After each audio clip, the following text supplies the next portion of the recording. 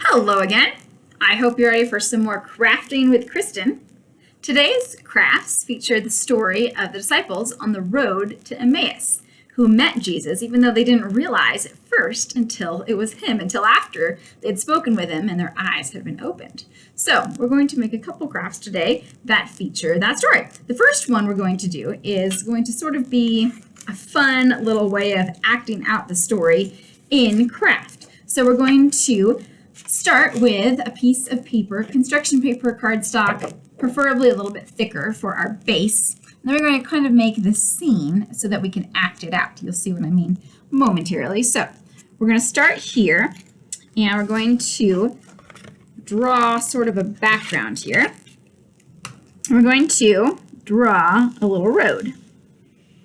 This is going to be our road to Emmaus, on which the disciples were walking. And we'll give this a caption. We'll say, the disciples met Jesus on the road to Emmaus. Jesus is everywhere. And very simple background. You can do it more elaborately if you'd like, but in fact, maybe I'll also add a little, maybe I could add some clouds, like there's a sky in the background here. I'm going to put a cross down here to remember. This is our post-Easter, post-resurrection story. And now I'm going to make my people. So what I'm going to do is I have a few other pieces of paper here. This one's a bit on the darker side.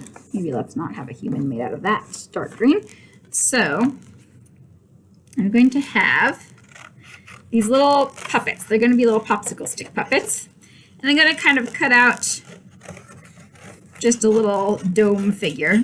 You could draw it and then cut out the whole thing very elaborately, but I'm just going to kind of make blobs from which we will draw.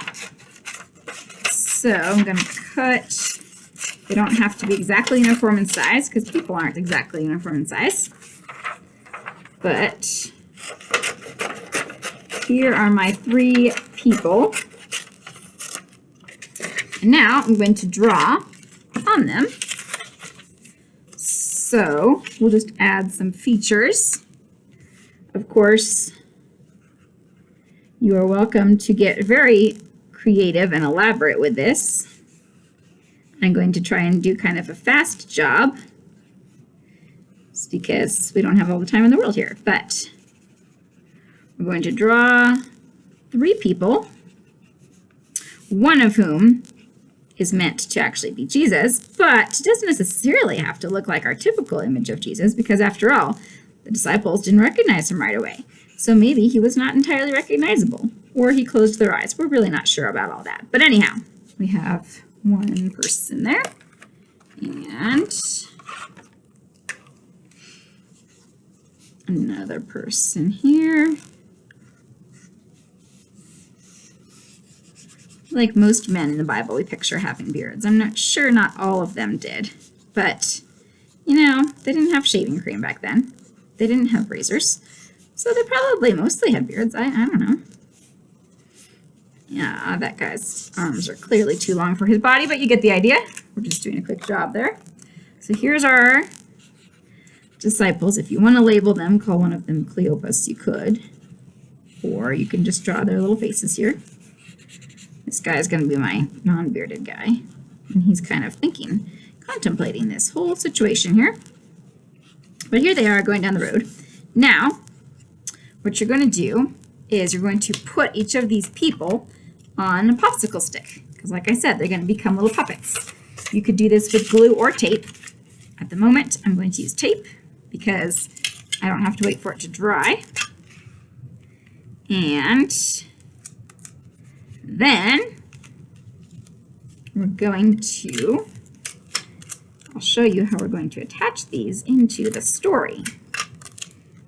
So I'm going to cut a slit where my road is on my paper.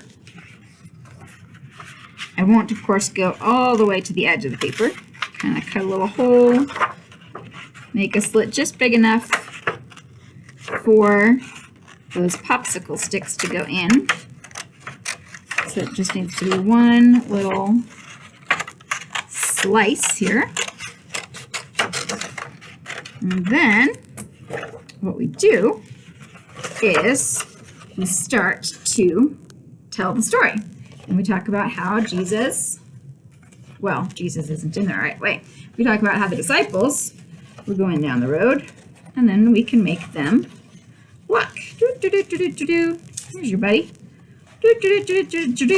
And then this other man came along and joined them.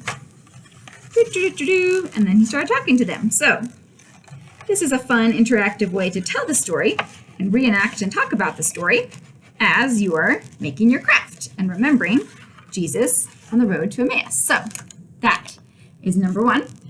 Number two has to do with part of the theme of this story, that we're looking at how we don't always recognize the big picture of what God is doing.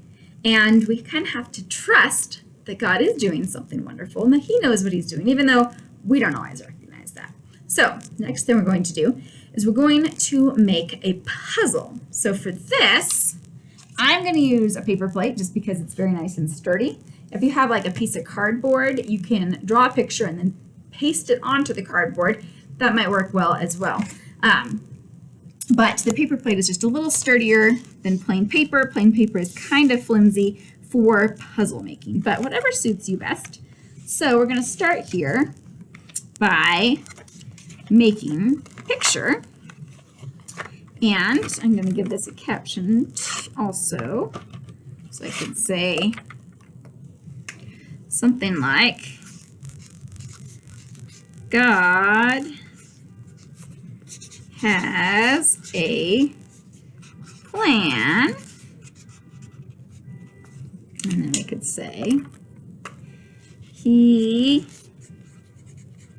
puts the pieces together.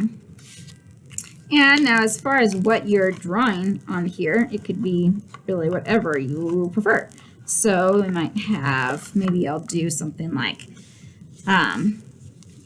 crosses and then an empty tomb or something. So here's the hills. Here's my Calvary Hills. And here's the crosses to show that Jesus died, and that was very, very sad. But then over here, we have this wonderful happy time of, here's the tomb, and the stone is rolled away, and it's glorious and wonderful and happy. And inside we have this dazzling shiny light.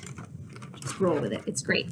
And you could also just have this be like a random picture. It doesn't have to be something necessarily specific, but try to cover as much of the plate as you can with some kind of image, because otherwise you won't know where to put these random white pieces necessarily if you're trying to make your puzzle.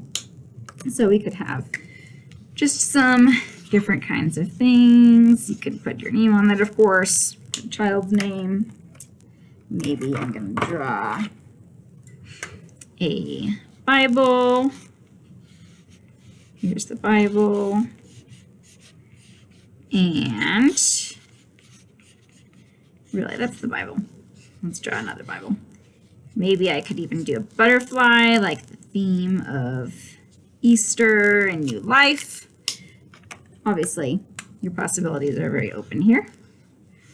Here's my butterfly. Please feel free to get more creative. This is the fast abridged version of your wonderful plate making. Then another thing is, here's your option. You can have your plate just cut into pieces, or you could also draw where you want the lines to go prior to cutting. I mean, that really is kind of up to you and how challenging you want to make it. Also, speaking of making things more or less challenging, the bigger your pieces, obviously, the easier it is to put together. So if you're doing this with really young children, you're going to be cutting it probably and not them, unless you want it to be in a lot of itty bitty teeny tiny pieces. So you can cut just some big simple pieces. If you're doing younger or older kids, then you can make it slightly more challenging. But we're going to cut apart this plate and kind of try to make the pieces fun, zigzaggy, jigsaw type shapes, because that makes it kind of fun to put together. You can have some that are a little more on the straight side, of course. But the idea is you've got all these different squigglies to make it more recognizable when you're putting it back together. Also, it makes you feel a little better about cutting up this wonderful artwork that you just did. But then you can keep these in, say, an envelope or a Ziploc or something like that, and then you can even shuffle them up if you want to make things extra interesting. And now we try to put it back together. So spread out the pieces, and then we see how they go together and all fit. And when they all fit, then we see the big picture of how God has an amazing plan. Just like he has an amazing plan for our lives and makes everything fit neatly together. So, a couple of fun ideas to capitalize on the disciples on the road to Emmaus and this wonderful post-resurrection story. Hopefully that helps you and sparks some ideas to get rolling with your students and your ministry, wherever and with whomever that might be. So, have fun. Don't forget to check in next week because we have new videos with message and craft ideas and full lessons online as well. So go make some crafts, make some disciples, have a wonderful week, and we'll see you next time.